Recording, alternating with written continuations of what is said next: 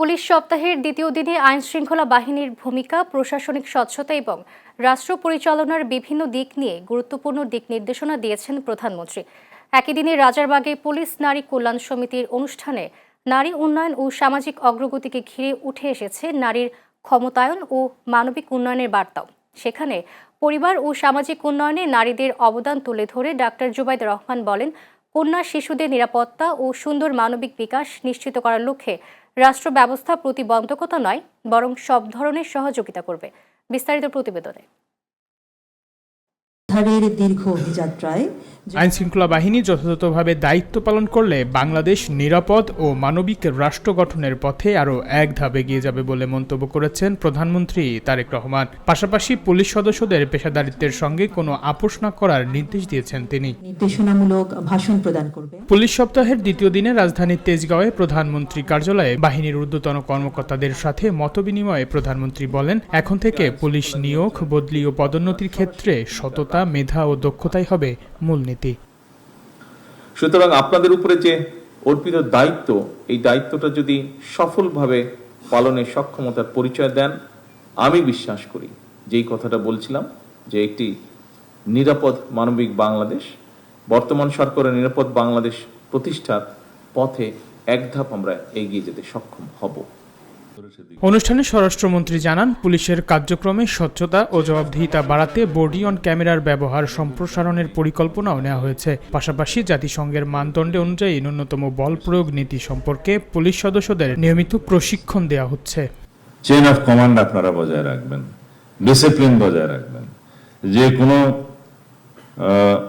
দুর্নীতির অভিযোগ আমরা তো as per rule disciplinary action নেব, কিন্তু আপনাদের সবাইকে স্মরণ করিয়ে দিতে চাই, আপনাদের প্রতিষ্ঠান হিসেবে এটাকে আমরা এমন একটা অবস্থায় নিতে চাই যেখানে আমরা দুর্নীতিকে কোনোভাবেই প্রশ্রয় দেব না।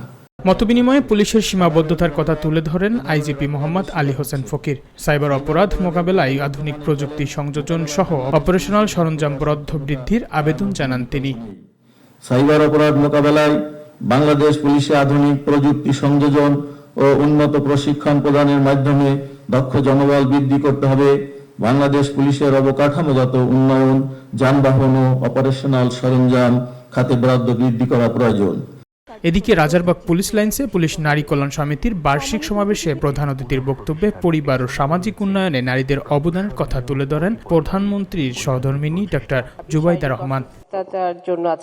কন্যা শিশুদের নিরাপত্তা ও সুন্দর মানবিক বিকাশ নিশ্চিত করার লক্ষ্যে রাষ্ট্র ব্যবস্থার প্রতিবন্ধকতা নয়, বরং সহযোগিতা করবে বলে মন্তব্য করেন ডাক্তার জুবাইদা রহমান।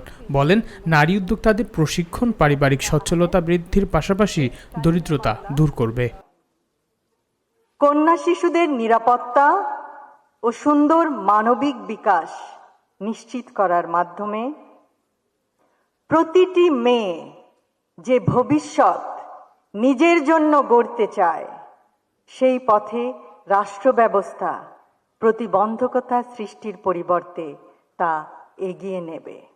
পুলিশ সপ্তাহ উপলক্ষে সরকারের বার্তা ছিল স্পষ্ট: আইনশৃঙ্খলা বাহিনীতে পেশাদারিত্ব, স্বচ্ছতা ও জবাবদিহিতা নিশ্চিত করা এবং একই সঙ্গে নারী ক্ষমতায়ন ও সামাজিক উন্নয়নকে এগিয়ে নেওয়া। রাষ্ট্রীয় কাঠামোর প্রতিটি স্তরে দায়িত্বশীলতা ও মানবিকতা জোরদারের মাধ্যমে একটি স্থিতিশীল ও উন্নয়নমুখী বাংলাদেশ গড়ার লক্ষ্য পুনর্ব্যক্ত করা হয় এই আয়োজনে। প্রথম স্থান অধিকার করেছে। News desk, channel S. ভাষণ প্রদান করবেন সহসভানেত্রী